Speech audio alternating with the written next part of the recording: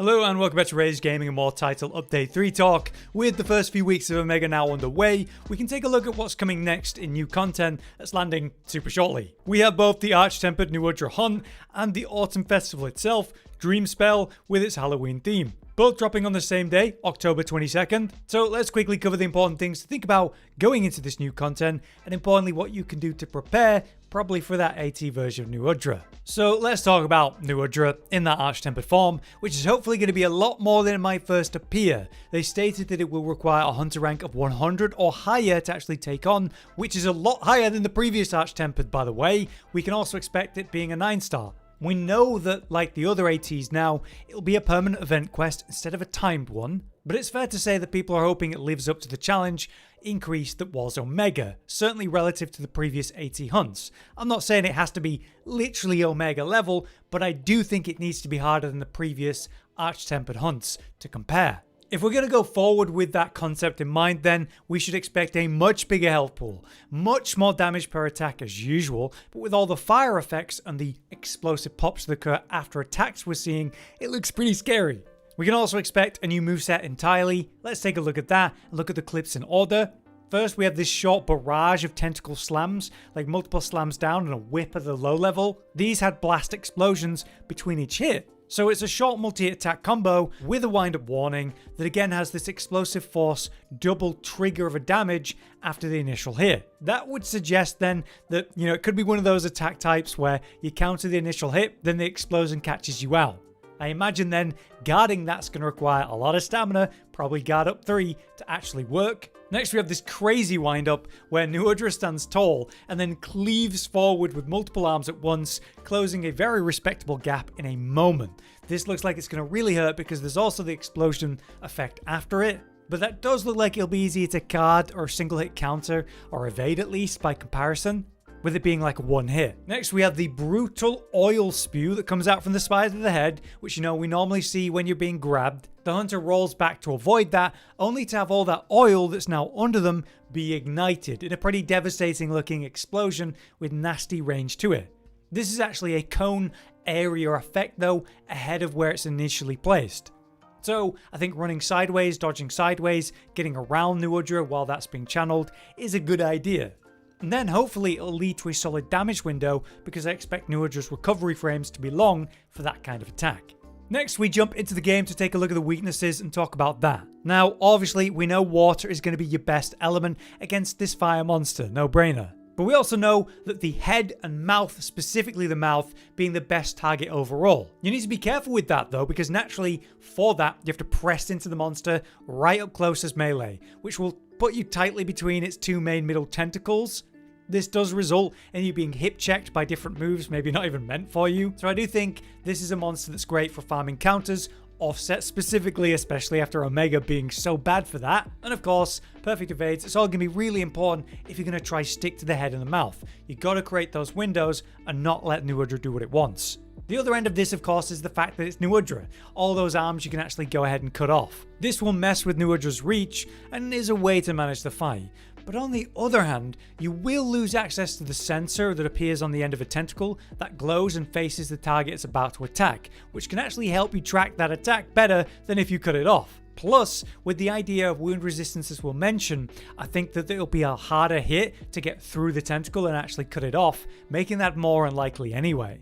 Overall with Nu Udra, you got to be really careful with your positioning, and even in multiplayer you need to be aware that Nu Udra can sort of target you and attack you even when it's not actually facing you. Trading through hyper armor and long animations is a dangerous thing here, especially with the extra explosions. If you think back with lagiacrus and its charged thunder explosion, a switch axe doing its full release and taking all the ticking damage, it's a bad idea. Same thing for normal Nu Udra, especially the Arch-Tempered version, I'm sure. I did mention it there, wound resistance. It's going to be a key aspect of this fight like other Arch-Tempered hunts, and I think after Omega, where people have been spamming focus strikes into wounds, opening up way more than normal, this is going to be a bit of a shock coming from that.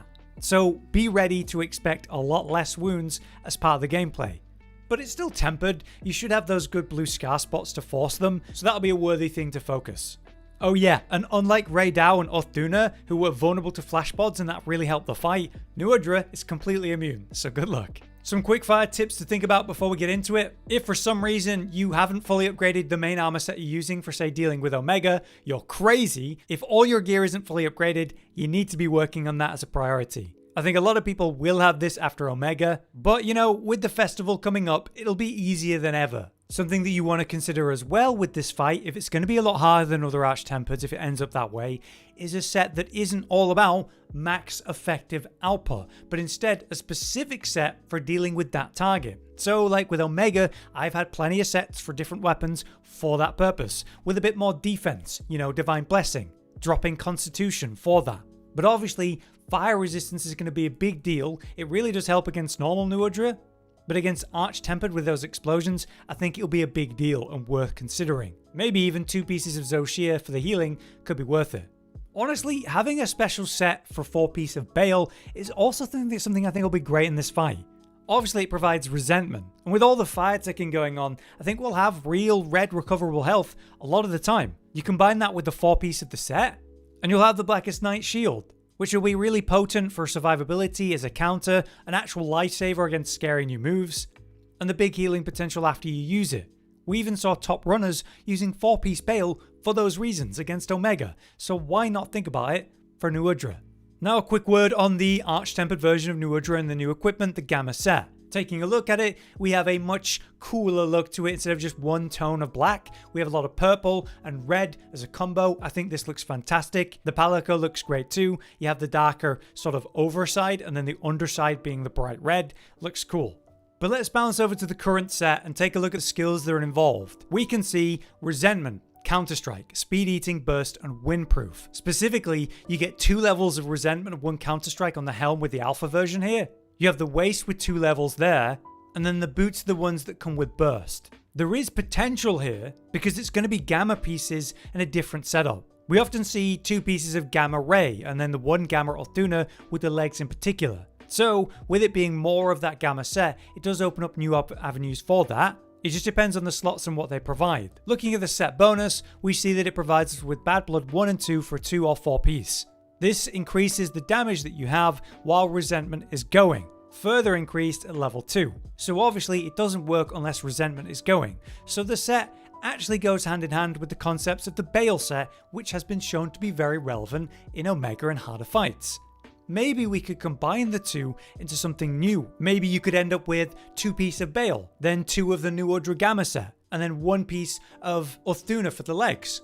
That way you get the all-important Guts Tenacity from the 3 piece Gamma set, you get Bad Blood 1, and at least the first level of the Bale set. Could be something to look at, but ultimately it depends on what the skills are, what the slots are. We won't know until we see the real set, but we do think there's potential. Anyway, let's now do a quick reminder to do with the autumn event, Dreamspell. Again, that drops on the 22nd of October, but unlike Arch-Tempered Nu Udra, it's not a permanent thing. It will last until November 12th, so you want to make the most of it while it's around. Naturally, the Guild Hub will once again get a major makeover with lots of crazy and interesting details that we're going to look at soon. But from the brief look that they've shown us, the hub is covered in a sleepy, spooky theme. Lots of dark blue flowers everywhere, intense makeup on the NPCs with all the new outfits.